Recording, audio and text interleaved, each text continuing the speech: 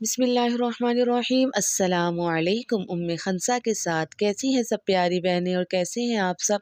खाना तो हर घर में बनाया जाता है, लेकिन जो सबसे ज़्यादा खाना अफादियत वाला होता है वो मिट्टी के बर्तनों में होता है।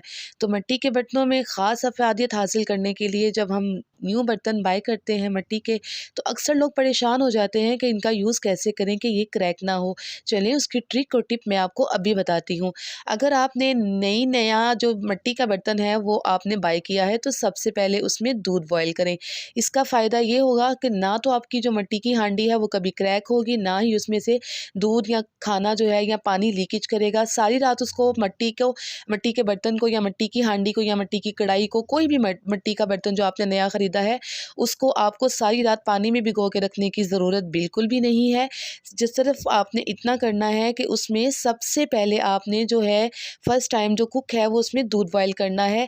उससे आपकी मिट्टी की हांडी कभी भी बेकार क्रैक या लीकेज नहीं करेगी। तो खाने की भरपूर अफादियत को हासिल करने के लिए मिट्टी के बर्तन ज़रूर इस्तेमाल करें।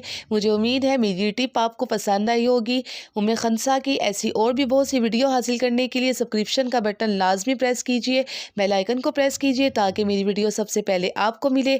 और अगर ये वीडियो आपको पसंद आई है तो कमेंट बॉक्स में लाजमी बताइएगा। दुआ में याद रखिएगा। फ़ी मानिल्लाह। अल्लाह हाफिज़।